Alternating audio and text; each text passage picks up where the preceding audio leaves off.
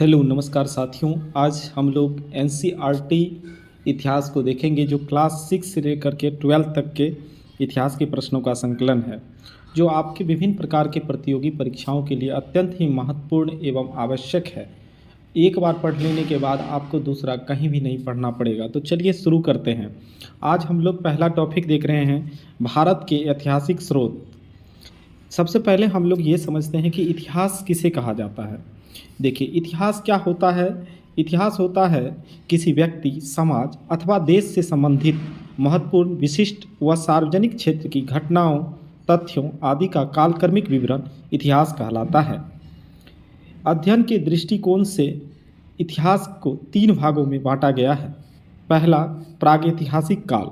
देखिए, प्रागैतिहासिक काल क्या होता है। ये मानव उत्पत्ति से लेकर 3000 ईसा पूर्व तक चला था। इसमें पुरातात्विक साक्ष्य अध्ययन का एकमात्र स्रोत है, क्योंकि इसमें कोई भी लिखित साक्ष्य उपलब्ध नहीं है। दूसरा है हमारा आद्य ऐतिहासिक काल। ये 3000 ईसा पूर्व से लेकर के 600 ईसा पूर्व तक चला था। इसमें तो लिखित साक्ष्य उपलब्ध हैं, लेकिन इसको पढ़ा नहीं जा सकता है। तीसरा है ऐतिहासिक काल।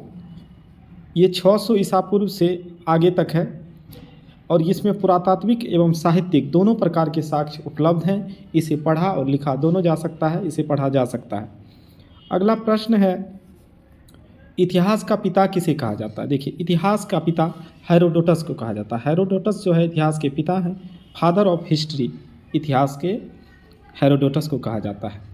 अगला प्रश्न है कि प्राचीन भारत के इतिहास से संबंधित प्रथम वास्तविक पुस्तक किसे माना जाता है। देखिए, प्रथम वास्तविक पुस्तक जो है ये राजतरंगिणी है। राजतरंगिणी में प्राचीन भारत के इतिहास की जानकारी मिलती है और इसमें शासक रुद्रदामन के बारे में भी चर्चित है और कश्मीर के इतिहास का वर्णन राजतरंगिणी पुस्तक में मिलता है।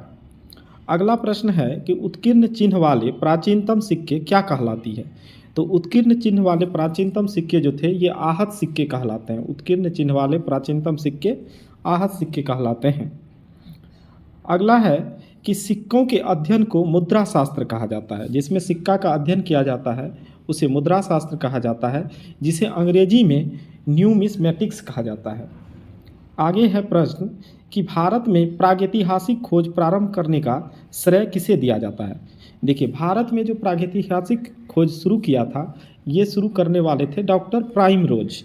डॉक्टर प्राइमरोज भारत में प्रागैतिहासिक खोज प्रारंभ किए थे। अगला प्रश्न है कि प्राचीन भारतीय इतिहास को जानने के लिए किन स्रोतों का उपयोग किया जाता है।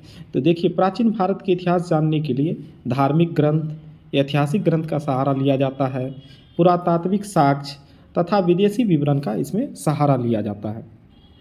अगला प्रश्न है कि ब्राह्मी लिपि को सर्वप्रथम किस विद्वान ने पढ़ा था। देखिए, ब्राह्मी लिपि को पढ़ने वाले प्रथम विद्वान थे जेम्स प्रिमसेप। इसने 1837 ईस्वी में ब्राह्मी लिपि में को पढ़ा था। अगला प्रश्न है कि भारत के प्राचीनतम ग्रंथ वेदों का संकलनकर्ता किसे माना जाता है। देखिए, वेदों का जो संकलन किए थे वो महर्षि कृष्णद्वैपायन वेद व्यास, यही वेदों का संकलन किए थे। अगला प्रश्न है कि भारतीय प्रागैतिहासिक अध्ययन से संबंधित प्री हिस्टोरिका इंडिया किसकी कृति है। देखिए, प्री हिस्टोरिका इंडिया जो है ये स्टुटपिगट की कृति है। स्टुटपिगट की ये कृति है।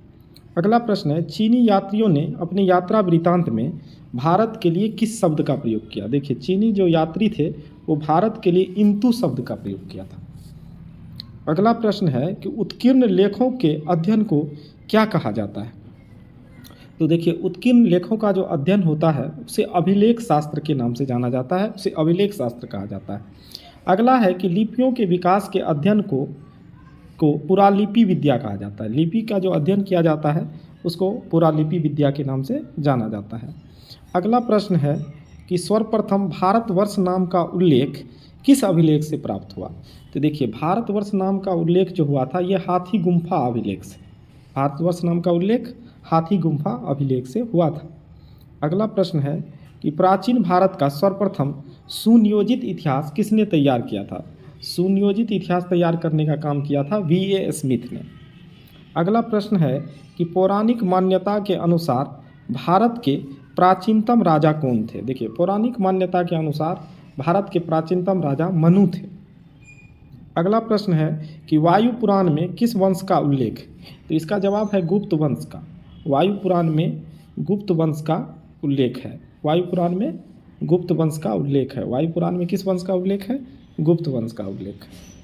अगला प्रश्न है कौटिल्य के अर्थशास्त्र से किस वंश के इतिहास की जानकारी मिलता है? कौटिल्य, जिसको विष्णुगुप्त भी कहा जाता है, तो इनके इतिहास से मौर्य वंश, जिसके संस्थापक चंद्रगुप्त मौर्य थे, इसकी जानकारी मिलती है। अगला प्रश्न है कि जैन धर्म का प्रारंभिक इतिहास किस ग्रंथ से प्राप्त होता है? जैन धर्म का प्रारंभिक इतिहास जो है कल्पसूत्र से प्राप्त होता है। आगे है कि भारतीय पुरातत्व सर्वेक्षण संस्कृति मंत्रालय के अंतर्गत एक संगठन है। अगला प्रश्न है कि मत्स्य पुराण किस वंश से संबंधित है? तो देखिए, मत्स्य पुराण जो संबंधित है वो आंध्र सातवाहन वंश से, मत्स्य पुराण का संबंध आंध्र सातवाहन वंश से है। अगला प्रश्न है कि विष्णु पुराण किस वंश से संबंधित ग्रंथ है? तो इसका जवाब होगा मौर्य वंश से। विष्णु पुराण का संबंध मौर्य वंश से है। अगला है कि खरोष्ठी लिपि किस प्रकार लिखी जाती है? देखिए, खरोष्ठी लिपि दाएं से बाएं की ओर लिखा जाता है। खरोष्ठी लिपि दाएं से बाएं की ओर लिखा जाता है। अगला प्रश्न है कि नारद स्मृति से किस वंश के विषय में जानकारी मिलती है? तो इसका उत्तर होगा गुप्त वंश के विषय में। गुप्त वंश के विषय में इससे जानकारी मिलती है। अगला होगा स्मृति ग्रंथों में सबसे प्राचीन एवं प्रामाणिक पुस्तक कौन सी मानी जाती है? तो ये है मनु स्मृति। मनु स्मृति को सबसे प्राचीन एवं प्रामाणिक पुस्तक मानी जाती है। आगे है कि शुंग काल का मानक ग्रंथ किसे कहा जाता है? तो मनु स्मृति को शुंग काल का मानक ग्रंथ कहा जाता है। अगला प्रश्न है कि स्त्री को पुरुष की अर्धांगिनी किस ग्रंथ में कहा गया? देखिए, स्त्री को पुरुष की अर्धांगिनी ये कहा गया है शतपथ ब्राह्मण में। अगला है पुरालेख विद्या से आप क्या अभिप्राय है? देखिए, पुरालेख विद्या का मतलब होता है शिलालेखों का अध्ययन।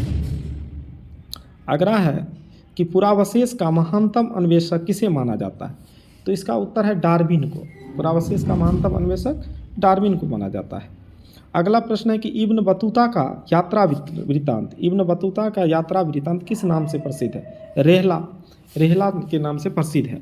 प्रश्न में पूछा भी जाता है कि रेहला के लेखक कौन हैं? तो इब्न बतूता होगा, है ना। अगला प्रश्न है ह्वेनसांग ने किस विश्वविद्यालय में बौद्ध धर्म का अध्ययन किया था? ह्वेनसांग, ह्वेनसांग देखिए नालंदा विश्वविद्यालय में बौद्ध धर्म का अध्ययन किया था। ये हर्षवर्धन के शासनकाल में भारत आया था।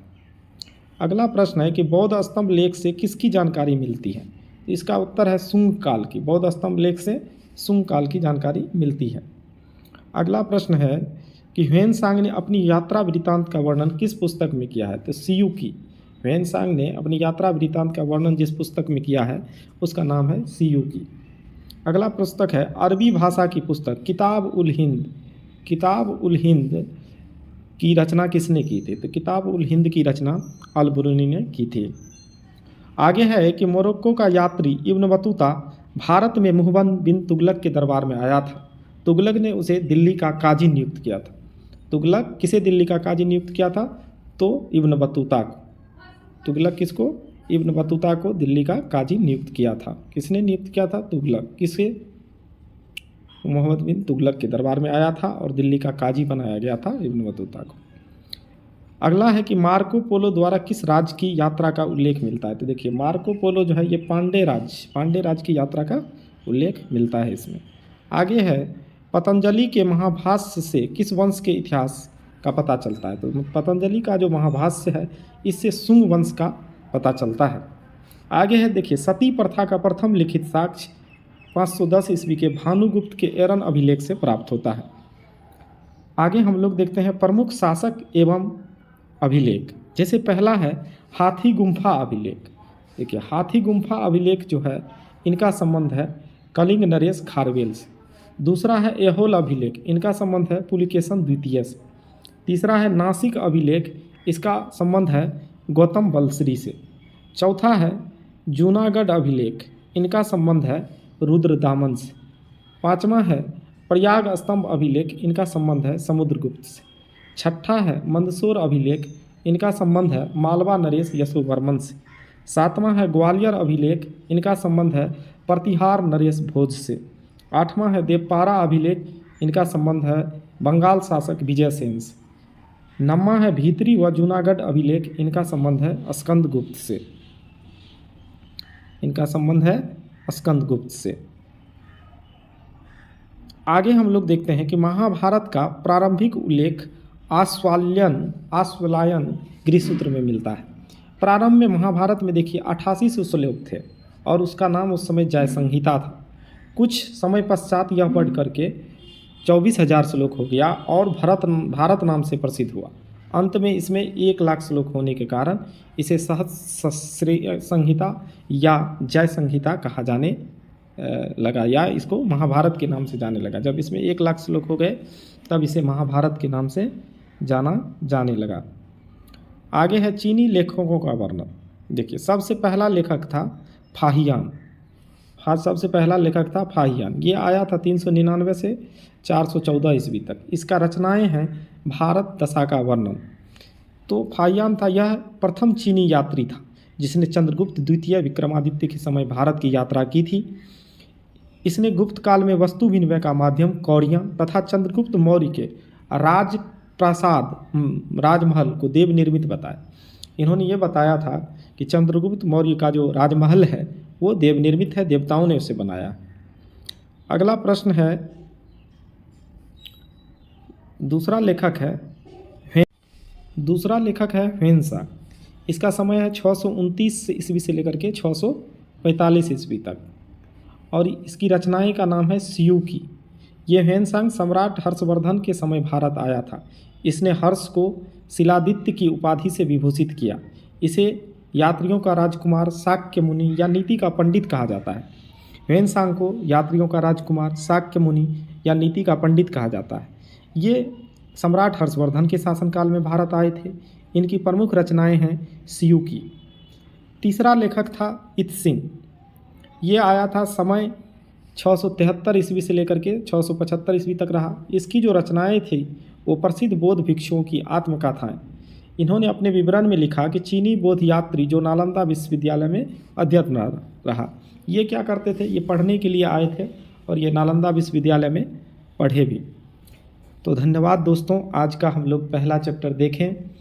आप लोगों को अगर वीडियो अच्छी लगी तो वीडियो को लाइक करें, शेयर करें और मेरे चैनल को सब्सक्राइब कर लें ताकि इसी तरह का वीडियो आपको रोज़ मिलता रहे। धन्यवाद।